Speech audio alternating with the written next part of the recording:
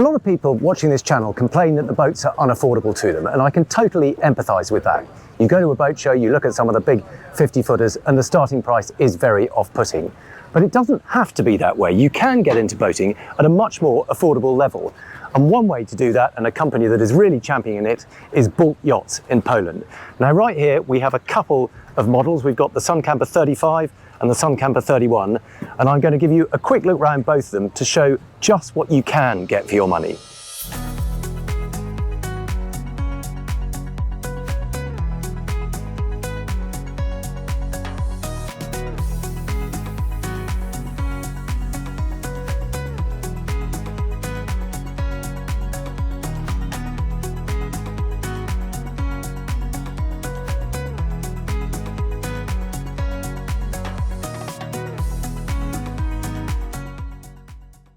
Now, this one here, the very latest Suncamper 31, the starting price is just £131,141, including tax.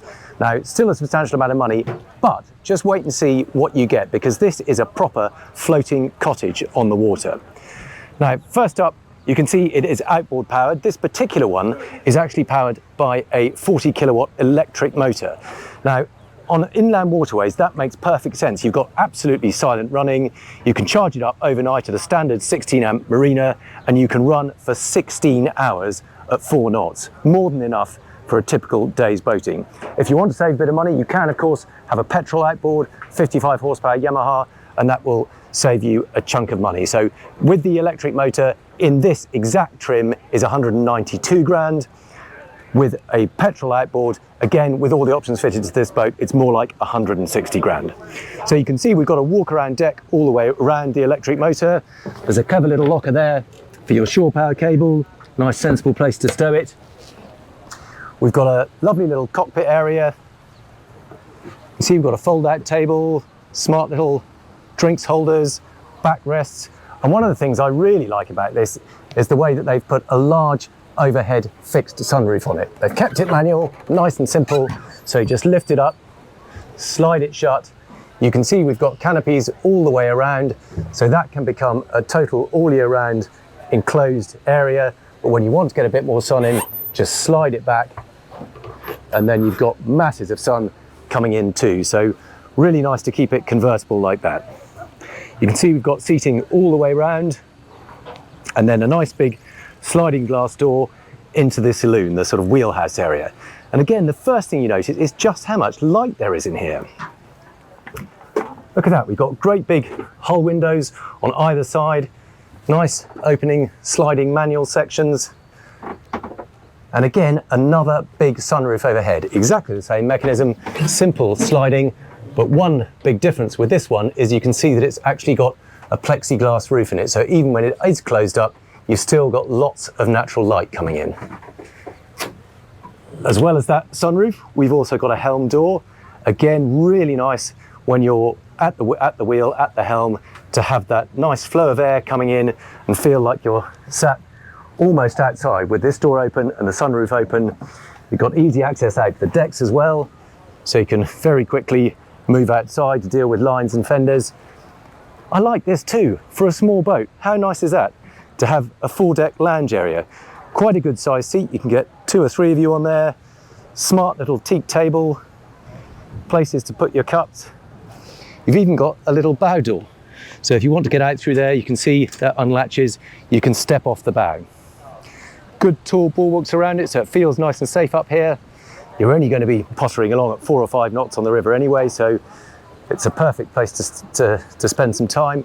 You have got a sort of miniature side deck, so it's what we call an asymmetric design. So you've got a much bigger side deck on one than the other, but you can still shimmy along there if you need to put out a fender or clean the windows, etc.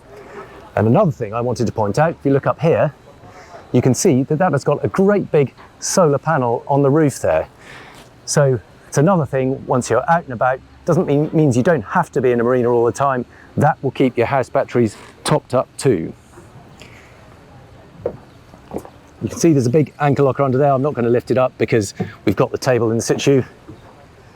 But let's come back inside, talk you through a few other things.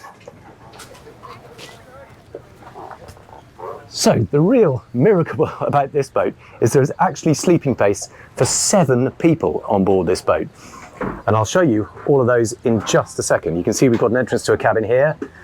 First of all, let's have a quick look at this dinette, because again, there's some quite clever ideas going on here. So that table obviously folds over to keep it smaller when you need to. And the reason for that is that this backrest swings over. I'm not going to do it now because the table is all laid out, but you can see that becomes a forward-facing seat. Once you've got it all the way over, you've got a nice forward-facing seat. Always nicer when you're traveling along the river to have that so you can all face forward rather than facing back. I'll just pop that back into place.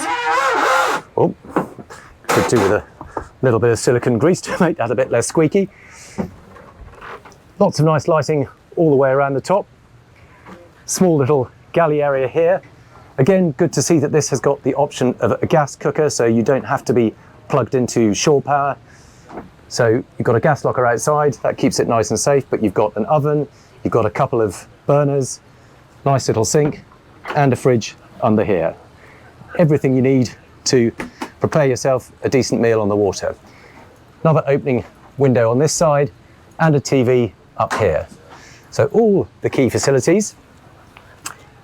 Helm itself obviously doesn't need to be terribly complicated. You don't need huge Garmin chart plotters and so on. We've just got a small Simrad. Most of the time you're just going to be up and down a river or around a lake.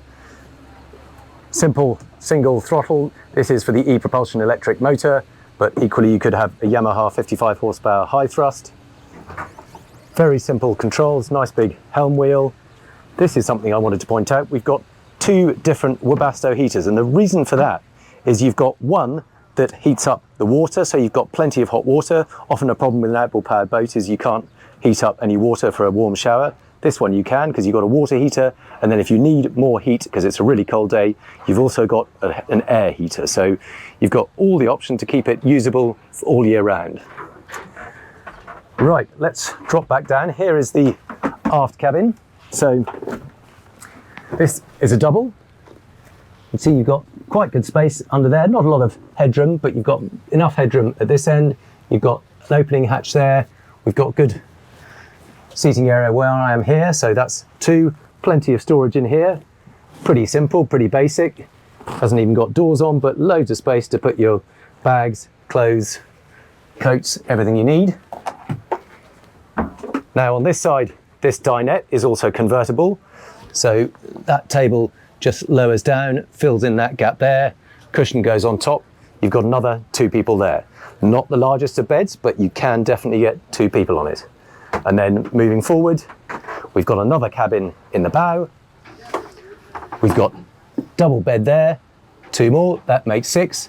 And if I gradually spin the camera around, you can see there is another bed under there. And for a single, that is actually surprisingly wide. Now, what I'm told is that most people use this for a dog bed. So a lot of people cruise up and down the river with their dogs. If you like having the dog in your room with you, what a perfect spot for them to burrow away and have their own little cave under the cockpit. And then, of course, there is a bathroom or a heads compartment. Here you can see we've got the loo down here. We've got a big sink here, and then a pull-out shower. So you can have a shower, and again, because of the cutout here, there is in fact full standing headroom. It's reasonably cozy, it's reasonably tight, but it is a full operational shower room as well as a heads compartment.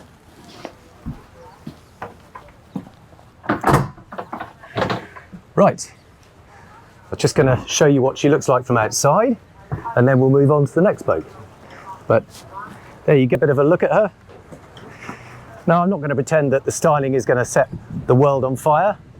It's not the sportiest, sexiest looking boat I've ever seen, but from inside it is absolutely wonderfully bright and surprisingly spacious. From outside it is, let's say, functional. It does the job, it gives you plenty of space, and above all, it's relatively affordable compared to almost every other motorboat on the market of this size. But before I move on, I wanted to give you a quick look at this one, because this is the Suncamper 35. It is much the same price, starting from 135, but again, in this spec, it is 164, 841, ready to go. And this, you can see, has got the Yamaha 60 horsepower high thrust, so equally comfortable with petrol or electric. And I'm told that with that petrol engine, you get something like 90 hours of cruising time from a full tank. So you probably end up filling it maybe once, twice a year at most. Now, very similar hull design, all displacement, both of them will only do maximum about 8-9 knots, but cruising very comfortably at anywhere from 4 to 6 knots. Slightly bigger cockpit area, little triangular table here, a bit more seating on this side, a bit more space in the saloon. Very similar idea. We've got the convertible dinette here, and here you can see the seat in forward facing mode. Quite comfortable. Same big windows all around, slightly different or slightly more spacious forward cabin. That bed is just a little bit wider. Same deal, we've got another berth under there. The difference is really in the heads compartments, because we've got two different ones. We've got one here, not quite as much headroom as in the 31, so you haven't really got quite enough room to stand up and have a shower in there. But then the bonus is you've got another one back here,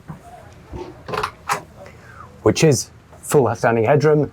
Here you've got the pull-out shower, and you've got a second toilet. So for a 35-foot boat, you've got two heads compartments, and you guessed it, there's another bed under here. So just like the Suncamper 31, you've got sleeping space for 7, but you get two heads compartments. And one other little bonus that I wanted to show you, this one has a flybridge. Maybe flybridge is a little bit of exaggeration, maybe let's just call it an extra outdoor sun deck. But what it does mean is you can drive the boat from up here, enjoy an elevated view, and have an extra sunbed alongside you. It may not be the most glamorous, it may not be the most luxurious, but if you wanted a boat that has room for a family of 6 or even 7, you can get one of these for as little as £135,000 all in on the river. And compared to purchasing a holiday cottage on the river, that makes it look extremely good value. I'd love to know what you think of it in the comments below. If you've enjoyed the video, please do give it a like and subscribe to the channel. But as always, thank you very much for watching.